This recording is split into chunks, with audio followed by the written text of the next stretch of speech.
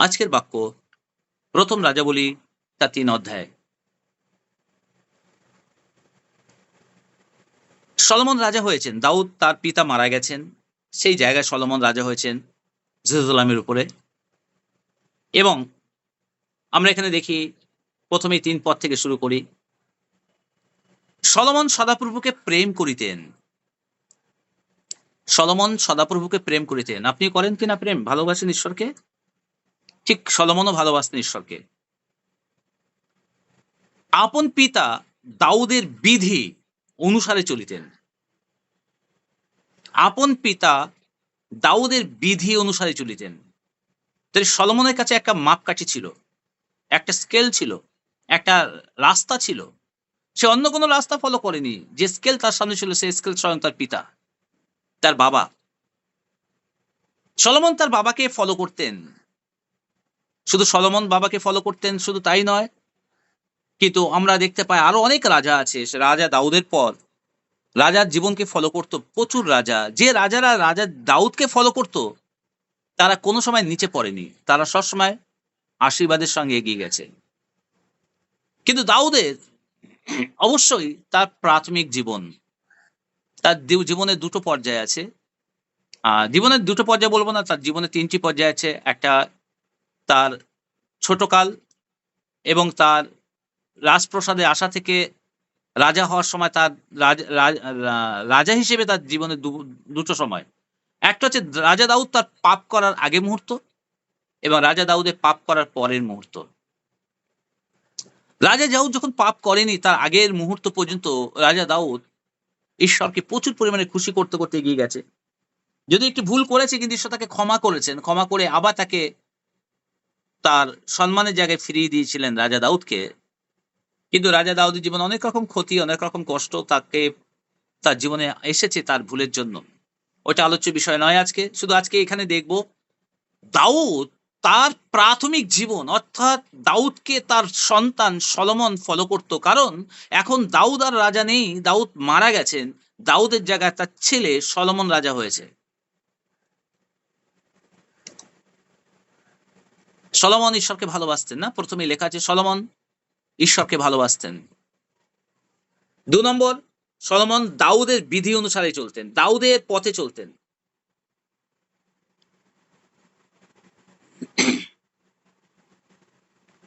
আমরা দেখি সলোমন কি করলেন রাজা হওয়ার পর তিনি ঈশ্বরের উদ্দেশ্যে বলি চড়ালেন।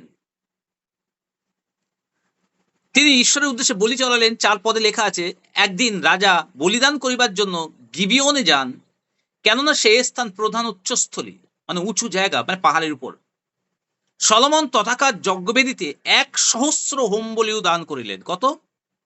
১,০০০ বলিদান করলেন ঈশ্বরের উদ্দেশ্যে। কারণ সেই সময় ঈশ্বরকে বলিদান দিতে হতো। আর যখন ঈশ্বরকে বলিদান দিলেন, বলিদান দেওয়ার পর সদাপ্রভুর কাছে সলোমন প্রার্থনা করেছিলেন। সদাপ্রভুর কাছে সলোমন প্রার্থনা করেছিলেন। আর সদাপ্রভু ৫ পদে বলছে, গিবিয়নে সদাপ্রভু রাত্রিকালে স্বপ্ন যোগে সলোমনকে দর্শন দিলেন। কিভাবে দর্শন দিলেন? এখানে উল্লেখ করা আছে রাত্রিকালে স্বপ্ন যোগে, অর্থাৎ স্বপ্নযোগও রাত্রিতে ঘুমন্ত অবস্থাতে ঈশ্বর দর্শন দেন। ঈশ্বর কহিলেন, যাচনা করো। যাচনা মানে আমার কাছে চাও, আমি তোমাকে দেব। তুমি কি চাও আমার কাছে? ঈশ্বর তার কাছে একটি অপশন রেখেছেন, তুমি কি চাও? তুমি বলো। তুমি কি চাও আমার কাছে? ঈশ্বর বলছেন এই কথাটা, এর দ্বারা বোঝা যাচ্ছে ঈশ্বর খুব খুশি হয়েছেন সলোমনের প্রতি। সলোমনের বলিদান, সলোমনের প্রার্থনা, ঈশ্বরকে সলোমন ভালোবাসতেন, তাই ঈশ্বর খুশি হয়েছেন। খুব গুরুত্বপূর্ণ বিষয় ঈশ্বরকে খুশি করা। ঈশ্বরকে খুশি করলেন, ঈশ্বর আমাদেরকে খুশি করেন। ঈশ্বরকে দুঃখ দিলে আমাদের জীবনে দুঃখ আসে। ঈশ্বরকে ছেড়ে দিলে আমাদের জীবন থেকে অনেক কিছু চলে যায়। আর ঈশ্বরকে খুশি করলে ঈশ্বর আমাদের উচ্চ করে। আমেন। সলোমন রাজা ঈশ্বরকে খুশি করেছেন। কিভাবে? নাম্বার 1, ঈশ্বরকে সে ভালোবাসেন। নাম্বার 2, দাউদের রীতি অনুসারে দাউদ যেমন ঈশ্বরকে খুশি করতেন, সেই পথকে অনুসরণ করে সলোমন একইভাবে ঈশ্বরকে খুশি করেছেন। নাম্বার 3, সলোমন ঈশ্বরের উদ্দেশ্যে আরাধনা করেছেন, বলি উৎসর্গ করেছেন। এই সকল কিছুর মধ্য দিয়ে ঈশ্বরকে তিনি খুশি করেছেন। কাকে খুশি করব আমরা? আমরা জগতে অনেক মানুষকে খুশি করার চেষ্টা করি, সেখান থেকে আমরা কিছু পাবো না যদি ঈশ্বরকে বাদ দিই। অবশ্যই জগতের মানুষকে খুশি করতে পারি, ভালো বিষয় এটা। নানা রকম আমার জীবনের মধ্য দিয়ে, আমার কাজের মধ্য দিয়ে, আমার দানের মধ্য দিয়ে, আমার সহযোগিতার মধ্য দিয়ে, আমার যা কিছু আছে তার মধ্য দিয়ে আমরা লোকদেরকে যখন কিছু করি তারা খুশি হয়। অবশ্যই লোকদেরকে খুশি করব, কিন্তু ঈশ্বরকে খুশি না করে লোকদেরকে খুশি করা যায় না। তাই আগে ঈশ্বরকে খুশি করতে হবে। আগে ঈশ্বরকে খুশি করার জন্য কিসের দরকার? নাম্বার 1, ঈশ্বরকে ভালোবাসতে হবে সলোমনের মতো। নাম্বার 2, দাউদ যেভাবে ঈশ্বরের পথে চলতেন, তার জীবন যেমন ছিল, অর্থাৎ ধার্মিক জীবন, আমাদেরকেও সেরকম বিশ্বাসী এবং ধার্মিকতার সঙ্গে এগিয়ে যেতে হবে। নাম্বার 3, ঈশ্বরের উদ্দেশ্যে সকল সম্মান তাকে দিতে হবে, আরাধনার মধ্য দিয়ে, প্রশংসার মধ্য দিয়ে।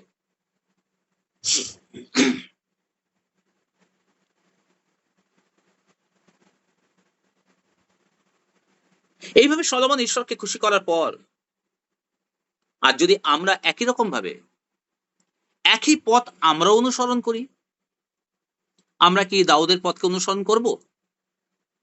দাউদের প্রাথমিক জীবনকে কি আমরা অনুসরণ করব পুরাতন নিয়মে?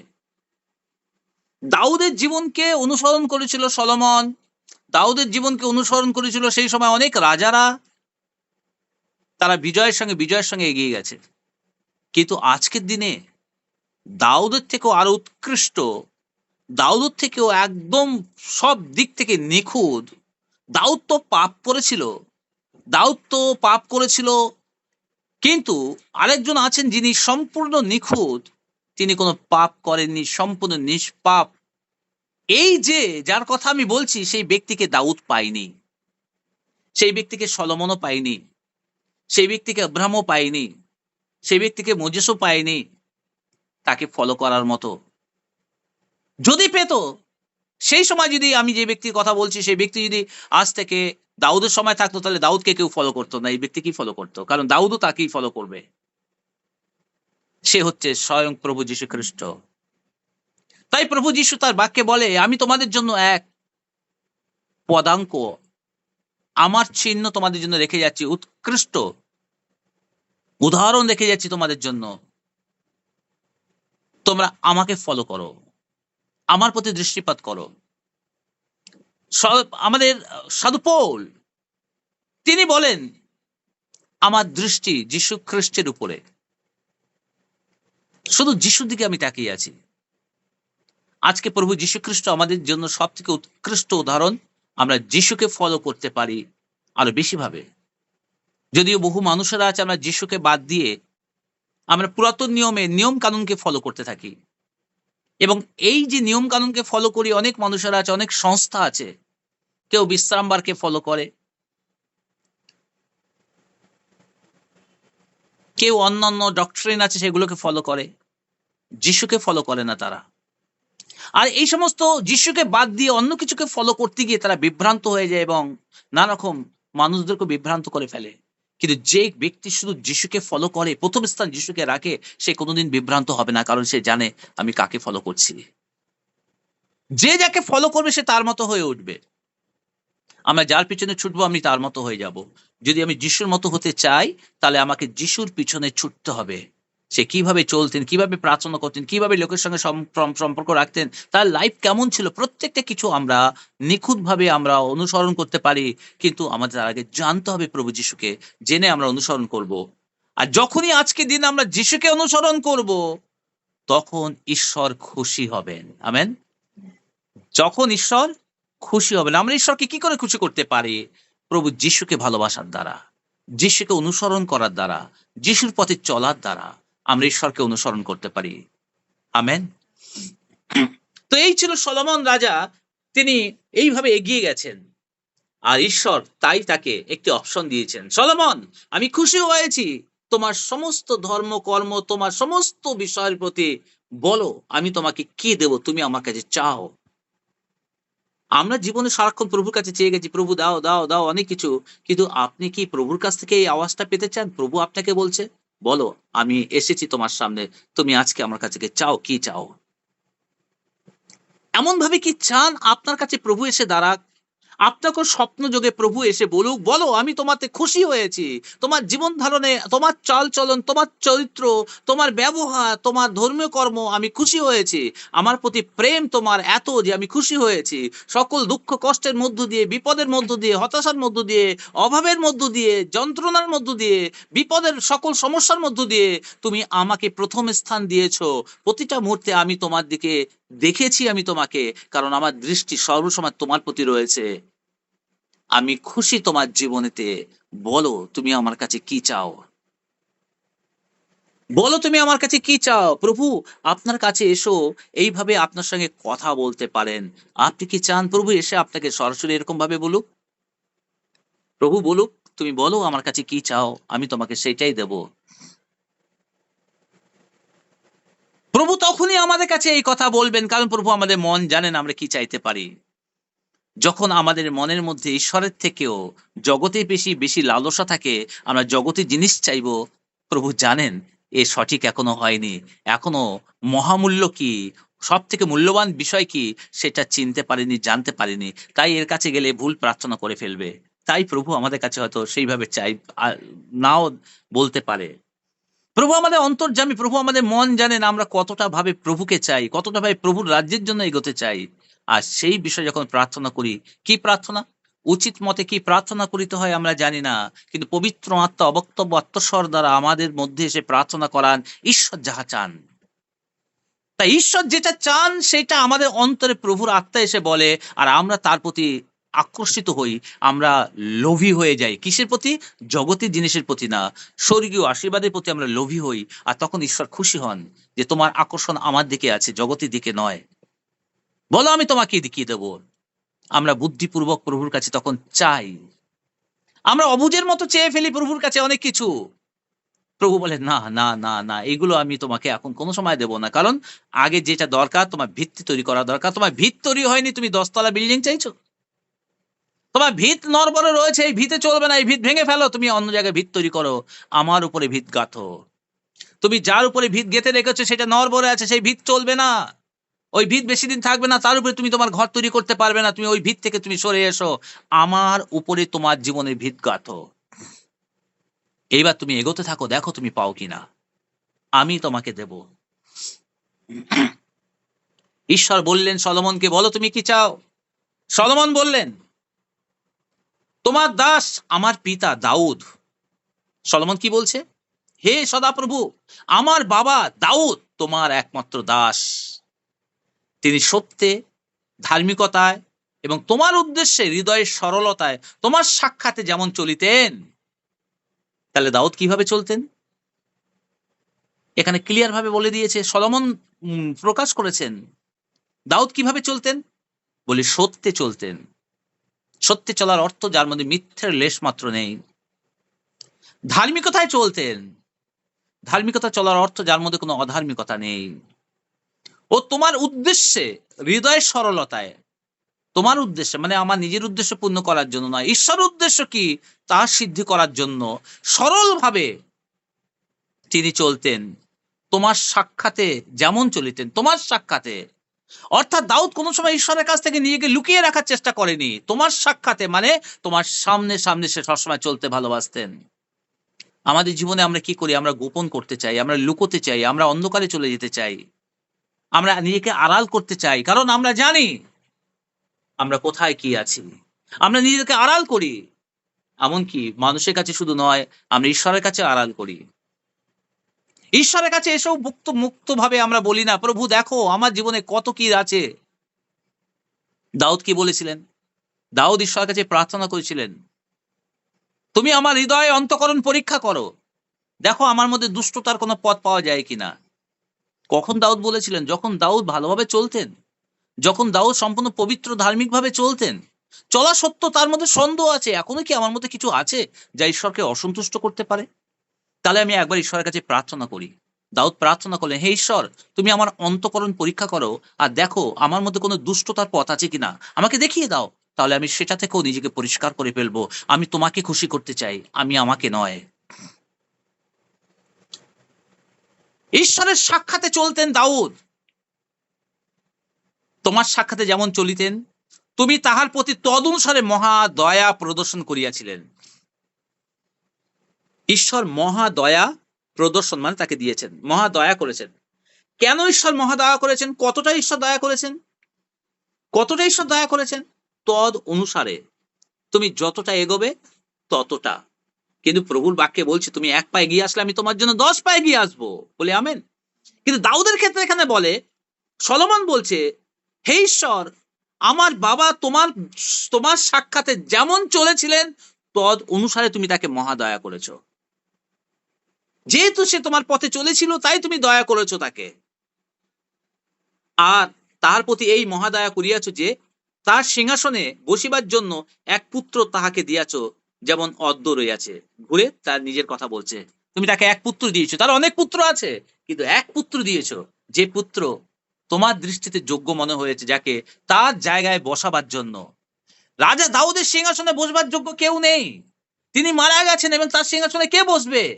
কিন্তু সলোমন ধন্যবাদ দিলেন ঈশ্বরকে। সলোমনের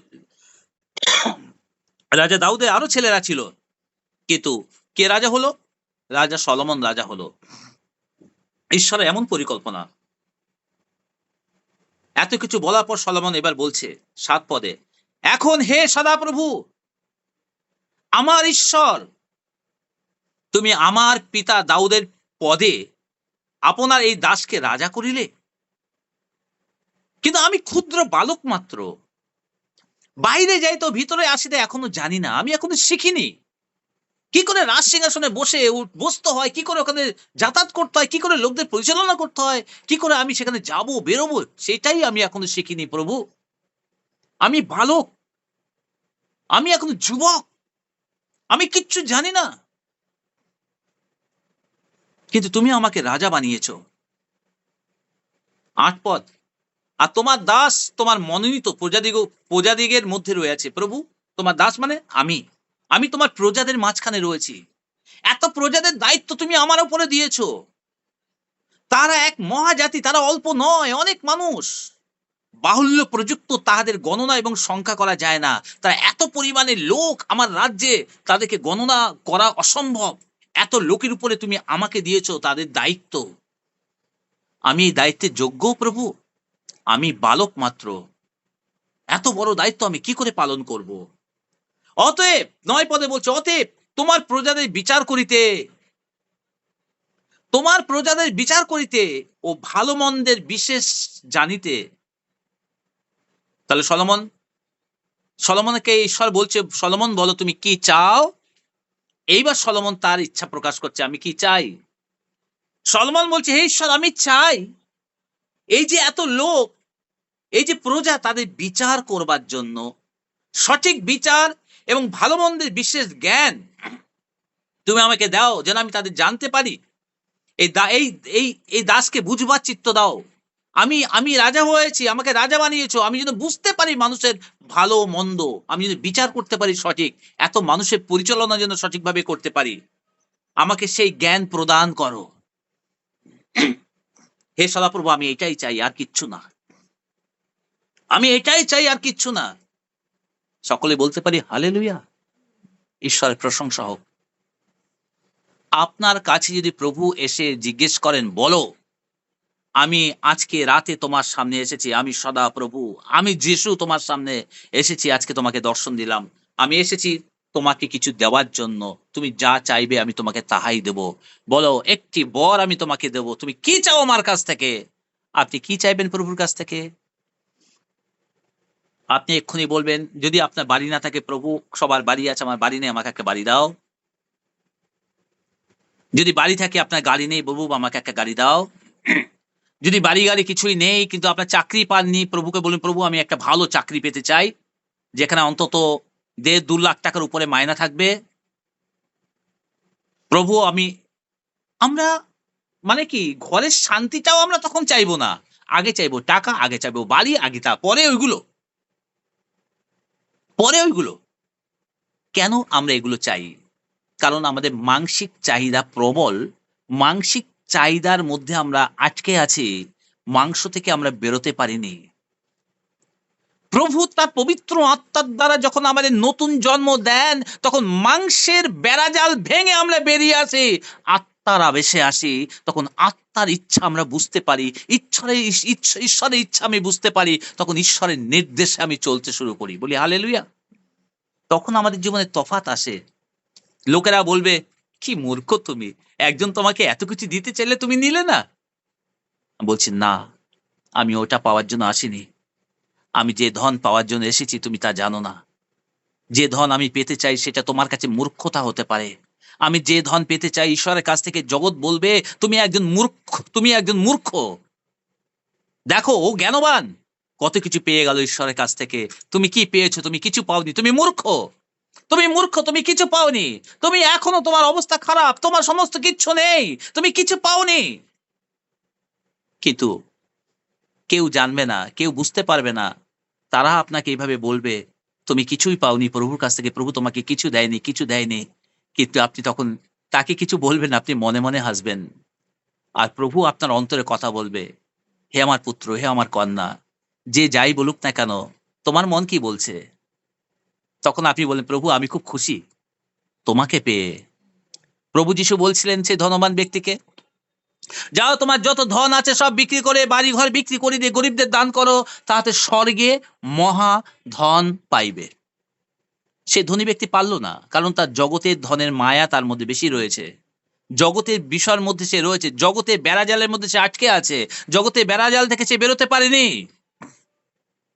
তাই সে বুঝতে পারেনি ঈশ্বর যে প্রভু যিশু তাকে বলছে স্বর্গরাজ্যে তুমি মহাধন পাবে। সে মহাধনের মূল্য কতটা, সেটা কি, তার টেস্ট কেমন, তার স্বাদ কেমন, সেটা সে কিচ্ছুই জানে না। সে বলছে, "না, না, না, এই কাজ কেউ করে নাকি? আমার জায়গা, জমি, বাড়িঘর বিক্রি করে আমি গরিবদের দান করব? না, না, এটা কোনদিন হতে পারে না।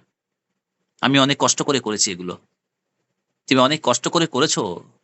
কিন্তু প্রভু যিশু তার নিজের প্রাণ দিয়ে তোমার জন্য মহাধন নিয়ে এসেছে। সেই ধন যে পায়, সে জীবন পায়। সেই ধন যে হারায়, সে জীবন হারায়। সেই ধন একমাত্র তোমার জন্য স্বর্গে তোলা রয়েছে। আমাদের জীবনে আশা এটাই যে পৃথিবীতে কি পেলাম, কি পেলাম না ওটা নয়। যখন পবিত্র আত্মা আমাদের অন্তরে আসে, পবিত্র আত্মা আমাদের নতুন জন্ম দেয়, তখন আমরা বুঝতে সমর্থ হই, আমরা অনুভব করতে পারি যে আমার জন্য সবথেকে মহাধন স্বর্গে তোলা রয়েছে। পৃথিবীতে যতই কষ্ট হোক, যতই দুর্দশা থাকুক, যতই অভাব থাকুক, এই অভাব অনটনের মধ্য দিয়ে আমি এগিয়ে যাব। স্বর্গীয় মহাধন যেন আমার কাছ থেকে হাত হাতছাড়া না হয়ে যায়। ওই ধন আমাকে পেতেই হবে, ওই ধনের অধিকার আমার থাকতেই হবে। আমাকে যেন ওই ধন থেকে কেউ অধিকারে বঞ্চিত করতে না পারে। সকলে বলতে পারি হালেলুয়া, আমেন। ওইটাই হচ্ছে আমাদের জীবনের মহাধন।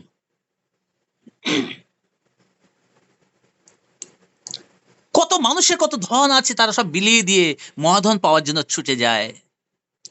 আবার অনেকের কাছে এই মহাধন আছে কিন্তু জগতের ধন নেই, সেভাবে আমার জগতের ধনের দরকার, সে মহাধনকে ছেড়ে দিয়ে জগতের পিছনে দৌড়ে যায়। আমরা কোন দিকে দৌড়চ্ছি? স্বর্গীয় ধন পাবার জন্য দৌড়চ্ছি, না স্বর্গীয় ধনকে পিছিয়ে রেখে আমরা সামনের দিকে দৌড়চ্ছি জগতের ধন পাবার জন্য?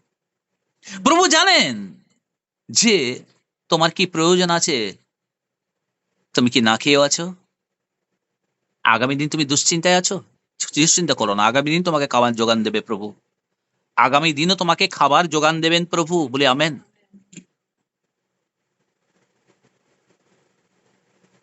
বহু মানুষকে দেখেছি করোড়পতি তাদের বাড়িঘর ছেড়ে দিয়ে রাস্তায় হেঁটে হেঁটে প্রভু সুসমাচার প্রচার করছে। রাস্তায় হেঁটে হেঁটে তার পকেটে টাকা নেই, তখন ভিখারির দশা অবস্থা, সে ঘুরে বেড়াচ্ছে তবু প্রভুকে ধন্যবাদ দিয়ে যাচ্ছে। এমন মানুষ অনেক আছে, বর্তমানেও আছে।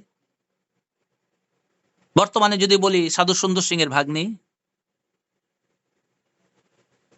এখন অবস্থা কি আছে জানি না, কিন্তু সেই সময় অবস্থা বলি, করোড়পতির মেয়ে, তার কয়েকটা গাড়ি বাড়িতে বিশাল সম্পত্তি, সে যিশুর জন্য সব ছেড়ে দিয়েছে। বাড়ি থেকে তাকে বলেছে, যিশু নয় বাড়ি ধন, কোনটা চাও? যদি যিশুকে চাও তোমাকে মেরে ফেলবো, আর এই বাড়িঘর কিচ্ছু পাবে না। আর যদি বাড়ি ঘরে থাকো তাহলে যিশুকে ছেড়ে দিতে হবে। সে বলছে আমার বাড়ি ঘর ধন টাকা পয়সা কিচ্ছু চাই না, আমি যিশুকে চাই। তাই তাকে হত্যা করার পরিকল্পনা করছে তার সমস্ত আত্মীয় স্বজনেরা, কিন্তু সে পালিয়ে গেছে। আমি যিশুকেই চাই। হত্যা করতে চাও তবু আমি যিশুকে চাই, মেরে ফেলতে চাও যিশুকে চাই, আমার দরকার নেই করোড়পতি, আমার দরকার নেই এই সমস্ত ধন। সে ওখান থেকে চলে গেল কোথায়?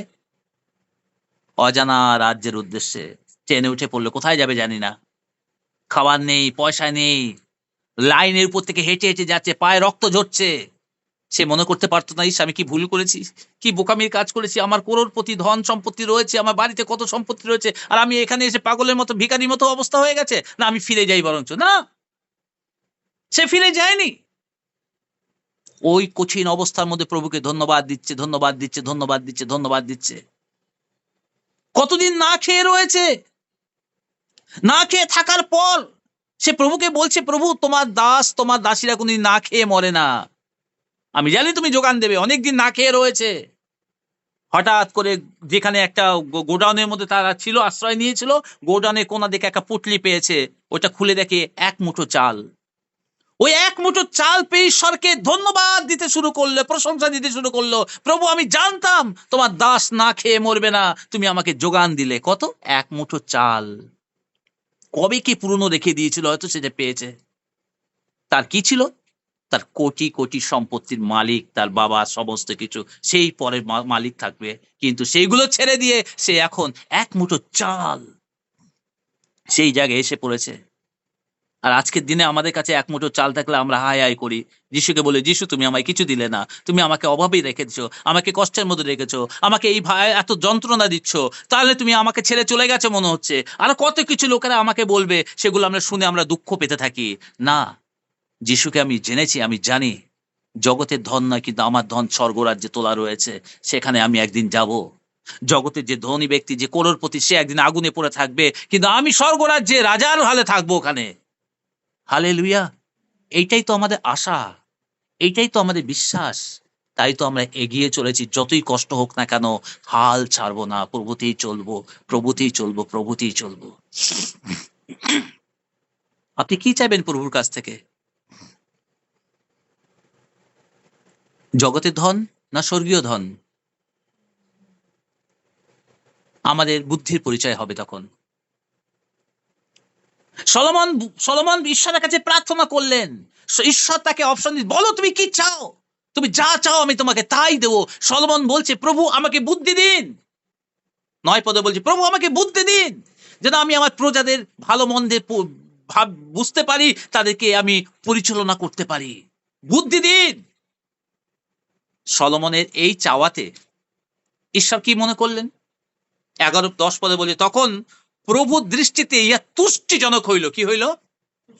আপনি কি প্রভুকে তুষ্টিজনক করতে পারবেন? আমরা বোকার মতো প্রার্থনা করি, ঈশ্বরকে তুষ্ট করি না। ঈশ্বরকে আরো বুঝতে দিই, দেখো ঈশ্বর বলে, দেখেছো তুমি জগতের মধ্যেই রয়েছো, জগতের মতোই হয়ে আছো। মহাধন পাওয়ার জন্য না, জগৎ ধন পাওয়ার জন্য তুমি ব্যতিব্যস্ত, পাগল হয়ে যাচ্ছ, দুঃখ পাচ্ছ, কষ্ট পাচ্ছ। কিন্তু মহাধন যে তোমার কাছ থেকে হারিয়ে যাচ্ছে, তার বিন্দুমাত্র অনুভূতি তোমার মধ্যে নেই, অনুশোচনা তুমি করছো না। সদাপ্রভুর দৃষ্টিতে, ঈশ্বরের দৃষ্টিতে তুষ্টিজনক হইল। সলোমন এই বিষয়ে যাচনা করিলেন।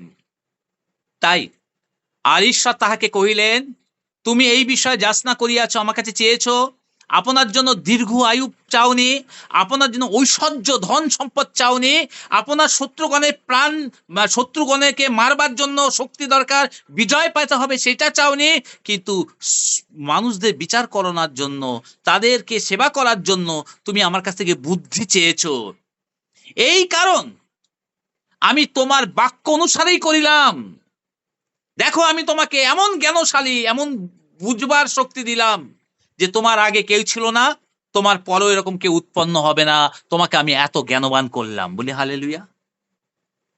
সলোমন জ্ঞানবান হয়েছেন, ঈশ্বর তাকে অগাধ জ্ঞান দিলেন। তার জ্ঞানের কীর্তি সারা পৃথিবীতে ছড়িয়ে পড়ল। সারা পৃথিবী থেকে সবাই তার কাছে আসতে শুরু করলো তার জ্ঞানের কথা শুনে। মনে পড়ে তার দুটো জ্ঞানের কথা বাইবেলে যদি আমরা দেখি। নাম্বার 1, শিবার রানী এসেছিলেন সলোমনের কাছে। সলোমনের রাজার কাছে এসে বলছেন, মহারাজ আমি জেনেছি আপনি পৃথিবীর মধ্যে সব থেকে জ্ঞানী, আমি তাই সরাসরি আপনার কাছে আসলাম একটু পরীক্ষা করার জন্য, দেখি আপনার কত জ্ঞান। সেবা রানী কি করলেন? আমরা বইতেও পড়েছি, যে আমাদের বইয়েও আছে না, ইংলিশ বইয়ে পড়েছিলাম আমি, মনে আছে। সেবা রানী কি করলেন? দুটো গোলাপ নিয়ে আসলেন। গোলাপ কোন টেবিলের উপরে রেখে সলোমনকে বললেন, মহারাজ আপনি স্পর্শ করবেন না, টাচ করবেন না, না ধরে বলুন দুটো গোলাপের মধ্যে একটা আসল একটা নকল, কোনটা আসল কোনটা নকল, দেখতে একই রকম, দেখলে আমরা বুঝতে পারবো না। আমরা যদি দেখি আমরা বলবো সবই সমান, দুটোই এক, কোনো তফাৎ নেই। না, আজকের দিনে বলে না যে যিশু সেই এই সবই সমান। কেন বলে? কারণ তাদের সেই জ্ঞান নেই বোঝার কোনটা সত্য কোনটা মিথ্যা। যাদের বোঝার জ্ঞান আছে তারা বুঝতে পারবে, অন্যরা বুঝতে পারবে না। এরকম যদি এক দুটো গোলাপ আপনার সামনে এসে রেখে দেওয়া হয়, কোনটা ঠিক কোনটা ভুল আমরা বুঝতেই পারবো না। আমি বলবো দুটোই তো সমান, একই রকম দেখতে, কোনো তফাৎ নেই। কিন্তু সামনে গিয়ে যখন টাচ করব তখন বুঝতে পারবে। এই টাচ কেউ করে না। যে যিশু সেই এই সবই একই সমান। আরে মুখ থেকে বললে হবে না, দূর থেকে বললে হবে না, তুমি আসো একবার আস্বাদন করে দেখো যিশু একই রকম কিনা। যখন টাচ করবে তখন বুঝতে পারবে যিশু অন্যদের মতো নয়, তিনি সম্পূর্ণ আলাদা কেউ। তো সলোমন কি করলেন? কি করে বুঝবেন কোনটা আসল কোনটা নকল? আমাদের জানা আছে নিশ্চয়ই। সলোমন কি করলেন? জানালা খুলে দিলেন। আর জানালা খোলার কিছুক্ষণ পর কিছু সময় অপেক্ষা করলেন। তারপর দেখা গেল জানালা থেকে একটা মৌমাছি উড়ে উড়ে এসে বসলেন কোথায়? আসল ফুলটার উপরে। সলোমন বললেন, এটা আসল ফুল, এটা নকল ফুল। চিবা রানী তাকে হাত তালি দিলেন, ধন্য রাজা, সত্যি আপনি জ্ঞানবান। এই জ্ঞান আমার নয়, এই জ্ঞান ঈশ্বর আমাকে দিয়েছে, আমি অহংকারী হতে পারি না এর জন্য। একদিন সলোমনের কাছে একজন নকল মা আর একজন আসল মা আসলেন একটি বাচ্চাকে নিয়ে। দুজনেই দাবি করতে লাগলেন এই বাচ্চাটা আমার। সলোমন কি করলেন? জল্লাদকে ডাকলেন, বলছে যাও বাচ্চাকে দুভাগ করে কেটে দুভাগ করে দুজনকে দিয়ে দাও। নকল মা বলছে, হ্যাঁ আপনি রাজা মহারাজ, আপনি ঠিক করছেন, এটাই ঠিক। আসল মা বললেন, না মহারাজ, আপনি ওকে কাটবেন না, বরঞ্চ ওনার কাছেই দিয়ে দিক, তাতে আমার বাচ্চাটা অন্তত বেঁচে থাকবে। সলোমন বুঝতে পারলেন আসল মাটা কে আর নকল মাটা কে। এই হচ্ছে সলোমনের জ্ঞান। কিন্তু মনে রাখি, জ্ঞানই যথেষ্ট নয়, প্রভুকে সম্মান দেওয়া, প্রভুর সঙ্গে চলা হচ্ছে যথেষ্ট। কি? তাকে প্রেম করা, তাহার পথে চলা, তাকে অঞ্জলি দেওয়া। আমেন। সকল সম্মান সকল আদর সদা প্রভুরই হোক। তো সলোমন প্রার্থনা করেছিলেন জ্ঞানের জন্য, আর ঈশ্বর তাকে জ্ঞান দিলেন। এইটুকুই সলোমন পেয়েছিল শুধু? না, সলোমন চেয়েছে একটু, ঈশ্বর দিয়েছে তাকে অগাধ। হালেলুয়া! এই হচ্ছে আমাদের প্রভু। যদি প্রভুর দৃষ্টিতে আমরা তাকে ভালোবাসি, তার দৃষ্টিতে আমরা তুষ্টিজনক হই, যদি প্রভুকে খুশি করি, আমরা চাইবো অল্প, প্রভু দেবে অনেক। কিন্তু আমাদের জীবন যদি ঠিক না থাকে, চাইবো অনেক, পাবো অল্প। আর আমরা মনে মনে কষ্ট পাবো, প্রভু ওর অনেক, ওর অনেক, এর অনেক, আমার কেন নেই? তাই প্রভুকে সন্তুষ্ট করাই সব থেকে প্রধান বিষয়। কিভাবে আমরা প্রভুকে সন্তুষ্ট করতে পারি? নিজের মনেতে সন্তুষ্ট নয়, বাইবেলে যেমন সন্তুষ্ট করতে হয় বাইবেল অনুসারে যেন সন্তুষ্ট করি। আমরা প্রভুকে সন্তুষ্ট করে চলো বাইরে থেকে একটা যিশুর মূর্তি কিনে নিয়ে আসি, মালা ফালা চুরিয়ে প্রভু খুব খুশি হয়ে যাবে, না। এগুলো আমাদের চিন্তা ভাবনা, জগতের চিন্তা ভাবনা। বাইবেল কি বলে? বাইবেল কি বলে? আমার সাক্ষাতে তোমার অন্য কোনো মূর্তি না থাকুক, কোনো মূর্তি যেন না থাকে। মসিকে বলছে, হে মসি, আমি যখন দর্শন দিয়েছিলাম আমাকে দেখেছিলে তোমরা? কোন মূর্তি দেখেছিলে? বলছে না, কোনো মূর্তি দেখিনি। তাহলে তারা মূর্তি কোথা থেকে বানালো? ঈশ্বরের বাক্যে যেমন বলে সেইভাবে আমরা ঈশ্বরকে সন্তুষ্ট করতে হবে, নিজের মতো করে নয়। তখন ঈশ্বর সন্তুষ্ট হবে। তাহলে ঈশ্বরের কাছে সলোমন শুধু জ্ঞান চেয়েছিল, সামান্য কিছু বিষয়। কিন্তু ঈশ্বর খুশি হয়ে কি করলেন? আবার তুমি যাচনা করো নাই, তাহাও তোমাকে দিলাম। তুমি যেটা চেয়েছো সেটা তো তোমাকে দিলাম, কিন্তু যা তুমি চাওনি আমি সেটাও তোমাকে দিলাম। এমন ঐশ্বর্য গৌরব দিলাম যে তোমার জীবনকালে রাজবর্গের মধ্যে কেউই তোমার তুল্য হইবে না। অর্থাৎ পৃথিবীর মধ্যে সব থেকে ঐশ্বর্যশালী তুমি হবে, পৃথিবীর মধ্যে সব থেকে ধনী তুমি থাকবে। সত্যি সলোমনের সময় পৃথিবীর মধ্যে সব থেকে ধনী রাজা সলোমনই ছিল। কারণ কারণ হচ্ছে ঈশ্বর তাকে এই আশীর্বাদটা এক্সট্রা দিয়েছিলেন। সলোমন শুধু বুদ্ধি জ্ঞান চেয়েছিল, ঈশ্বর বলে তুমি শুধু বুদ্ধিজ্ঞান চাইলে, ঐশ্বর্য চাওনি, ধন চাওনি, কিন্তু জগতের লোকের কাছে চাইলে সে বলছে ঐশ্বর্য দাও, ধন দাও, এই দাও, ওই দাও। তাই তুমি যেটা চাওনি তোমাকে আমি সেটাও দিলাম। বলি আমেন। আজকের বাক্যে যদি আমি প্রভুকে খুশি করি, তাকে ভালোবাসি, তার পথে চলি, তার দেখানো পথে চলি, তাহলে আমরা অল্প চাইলেও প্রভু আমাকে বেশি দেবেন। একটি ছোট্ট গল্প বলে শেষ করি। একটি ছোট্ট বাচ্চা বাবা মার কাছ থেকে তিরস্কৃত হয়েছে, কেউ তাকে ভালোবাসেনি, খুব কষ্টের মধ্যে দিয়ে গেছে তার জীবন। কিন্তু তাকে ভালোবেসেছে কে? তার একমাত্র দিদা। তাই দিদা তাকে বাড়িতে নিয়ে গেছে। দিদা তাকে এত ভালোবাসে, দিদার কিছু নেই, কিন্তু দিদা খুব গরিব, খুবই গরিব। সেই গরিবের মধ্যে দিয়ে বাচ্চাটাকে এত ভালোবাসা দিয়েছে, এত ভালোবাসা দিয়েছে, এত ভালোবাসা দিয়েছে, যা ভাবা যায় না। সেই ছোট্ট বাচ্চাটি এই চার্চে আসে। যখন চার্চে আসে, একদিন চার্চের পাস্টারের বার্থডে, জন্মদিন, জন্মদিনে কেক কাটা হয়েছে, অনেক কিছু হয়েছে। আর জন্মদিনে পাস্টার যে ব্লেজারটা পরে আছে, ব্লেজারের পকেটের কাছে একটা গোলাপ দিয়েছে কেউ, আর খুব সুন্দর লাগছে। বাচ্চাটা সেই পাস্টারের কাছে গিয়ে বলছে, পাস্টার আপনাকে খুব ভালো লাগছে গোলাপটাতে। বলছে থ্যাংক ইউ। বলছে পাস্টার এই গোলাপটা আপনি পরে কি করবেন যখন আপনি জামাটা খুলে ফেলবেন? বলে ফেলে দেবো। না পাস্টার আপনি ফেলবেন না, আমাকে এই গোলাপটা আপনি আমাকে দেবেন, আমি এই গোলাপটা নিতে চাই। বলি কেন? বলছে না পাস্টার আমি এই গোলাপটা নিয়ে আমি আমার দিদাকে দেব, আমি দিদাকে কিছু দিন, আমি দিদাকে খুশি করতে চাই। দিদা আমাকে এইভাবে ভালোবেসেছে, দিদা আমাকে অনেক কিছু দিয়েছে, আমাকে কেউ জগতে ভালোবাসেনি, তাই আমি দিদাকে এই গোলাপটা দিতে চাই। আরো অনেক গল্প আছে এর মধ্যে, আমি বলছি না, আমি সংক্ষিপ্তভাবে বলে দিই। তখন পাস্টার কি করলেন জানেন? শুধু ওই ছোট্ট গোলাপটা পকেট থেকে বার করে দিলেন না, পাস্টারের জন্মদিনের যত বুকে গুলো পেয়েছিল বড় বড়, ২-৩ খানা বুকে বাচ্চাটার হাতে ধরিয়ে দিলেন। বলছে নাও, শুধু গোলাপটা নয়, পুরো এইগুলো নিয়ে আজকে তুমি তোমার দিদাকে তুমি উপহার দাও গিয়ে। তখন বাচ্চারা খুব আনন্দ হয়ে সেইগুলো নিয়ে দিদাকে উপহার দিয়েছে, তার সঙ্গে আরো খাবার দাবার নিয়ে গেছে, দিদাকে উপহার দিয়েছে। বাচ্চাটা শুধু একটা ছোট্ট গোলাপ চেয়েছিল, অত বড় বড় ফুলের বুকে চায়নি, ছোট্ট একটা গোলাপ চেয়েছিল, কিন্তু পাঁচটা তাকে বড় বড় বুকে দিয়ে দিয়েছে। আমাদের ঈশ্বর তদ্রূপ। আমাদের কাছে, ঈশ্বরের কাছে আমরা ছোট্ট জিনিস চাই, কিন্তু ঈশ্বর আমাদেরকে ছোট্ট নয় অনেক বেশি কিছু দিয়ে দেয়, যদি আমি ঈশ্বরকে সন্তুষ্ট করতে পারি, যদি তার পথে চলি, যদি তার মনের মতো হয়ে চলি। সকলে বলি আমেন, আমেন। আসুন আমরা শেষ প্রার্থনায় যাই।